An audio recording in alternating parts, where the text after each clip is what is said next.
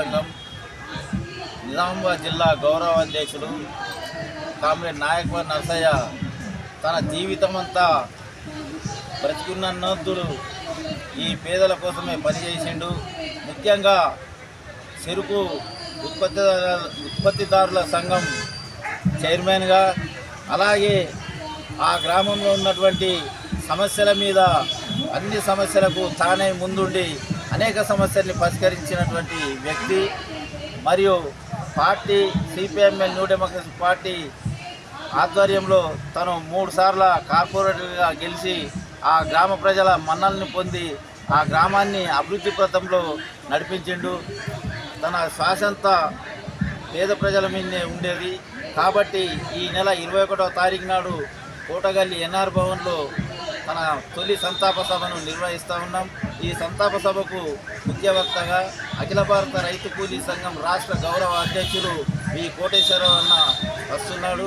కాబట్టి జిల్లాలో ఉన్నటువంటి రైతాంగం అంతా రైతులు, రైతు కూలీలు, పార్టీ కార్యకర్తలు, పార్టీ శ్రేయోభిలాషులు అందరూ రావాల్సిందిగా కోరుతూ ముగిస్తూ ఉన్నాం.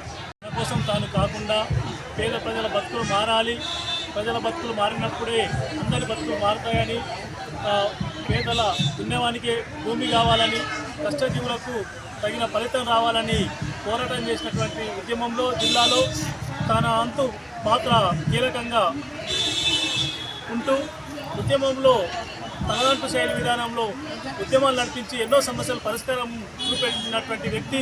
తన ఉన్నటువంటి అరసపల్లి విలేజ్లో కూడా ఎన్నో సమస్యలు, లోకల్లో ఉన్నటువంటి సమస్యలు కూడా పరిష్కరించినటువంటి వ్యక్తి. అతను 3 సార్ల కౌన్సిలర్ గెలిచిందంటే ప్రజల్లో ఎంత గుండెల్లో నిలిచిపోయినది దానికి నిదర్శనం తప్ప మరొకటి కాదు. అందుకోసం అతని ఆశయం అతను లేనంత మాత్రాన కాకుండా అతని ఆశయం ఇంకా మిగిలి ఉంది. కాబట్టి అతని ఆశయ సాధన కోసం ముందుకు పోవాల్సిన బాధ్యత ప్రతి ఒక్కరి పైన, కూలీల పైన, రైతుల పైన ఉంది. కాబట్టి ఆ ఆశయ సాధన కోసం ప్రతి ఒక్క కార్యకర్త, పార్టీ కార్యకర్తలందరూ ముందుకు తీసుకుపోవాల్సిందిగా నేను అందరికీ పార్టీ శ్రేణులకు విజ్ఞప్తి చేస్తూ ఉన్నాను. రైతాంగ ఉద్యమాల్లో పాల్గొని అఖిల భారత రైతు కూలీ సంఘం జిల్లా ఉద్యమానికి వెన్న తెచ్చిండు.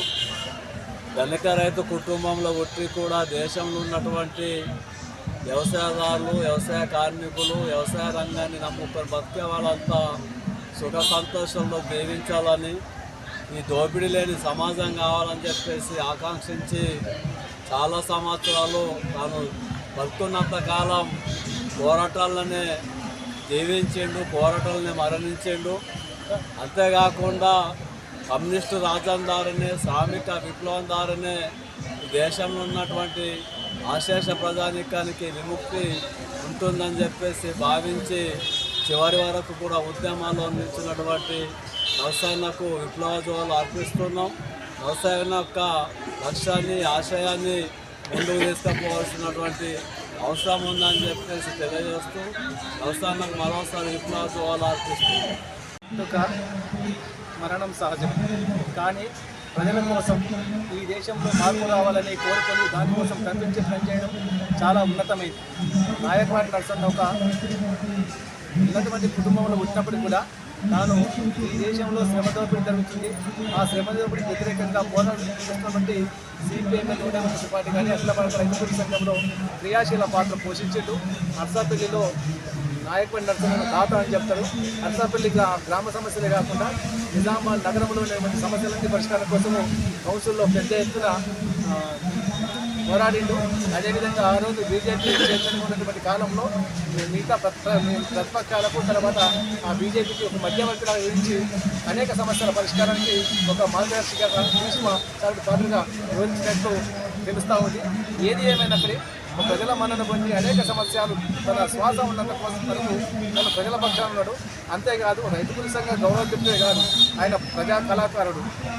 ఈ జిల్లాలో ప్రజా మండలి అసెంబ్లీలో ప్రారంభమైన తొలితరంలో తాను ఒక ముఖ్యమైన పాత్ర, భూస్వామి పాత్ర, రైతు పాత్ర, అనేక కుట్ర నాంది నాటకాల్లో ఒక కీలకమైనటువంటి పాత్ర పోషించింది. నిజామాబాద్ జిల్లా కాదు, ఇటు కరీంనగర్, లేకపోతే హైదరాబాద్ అనేక ప్రాంతాల్లో అనేక నాటక ప్రదర్శనలు చేయడం జరిగింది. అట్లా ప్రజా కళాకారుడుగా అట్లా కళాకారులను ప్రోత్సహించడు, విద్యార్థులను ప్రోత్సహించడు. ముఖ్యంగా నిజామాబాద్ జిల్లాలో రైతాంగం ఎదుర్కొంటున్న సమస్యలు పోరాటం చేసిండు.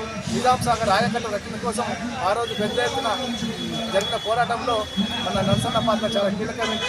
కాబట్టి నరసన్న అటువంటి జీవితం అనేటువంటి ఒక స్ఫూర్తిదాయకం. కాబట్టి ఈనాటి యువత కానీ, రైతు సంఘం నాయకులు కానీ, లేకపోతే ప్రజానాయకులు కానీ మన నాయకవాడి నరసన్న స్ఫూర్తితో మనం పనిచేయవలసిన అవసరం ఉన్నది. ఎందుకంటే ఈ దోపిడీ వ్యవస్థ మారే వరకు మన సమస్యలు పరిష్కారం కావు. కాబట్టి అక్కడ పట్టణ సమస్యలైనా, కార్మిక సమస్యలైనా, రైతుల సమస్యలైనా మొత్తం పరిష్కారం కావాలంటే ఒక మనిషి ఇంకొక మనిషి దోపిడీ చేయని వ్యవస్థ రావాలి, శ్రమ దోపిడీ చేయని వ్యవస్థ రావాలి, మెరుగైన సమాజం రావాలి. కాబట్టి ఆ విధంగా మనం పోరాటంలో మాత్రమే నరసన్నకు నిజమైన వారసులం అవుతుందని చెప్పి తెలియజేస్తూ నరసన్న ఆశయాన్ని ముందుకు తీసుకెళ్తామని చెప్పి సిపిఎంఎల్ ఉండేమనిషిగా ఈ సందర్భంగా గుర్తు చేస్తూ ఉన్నాం.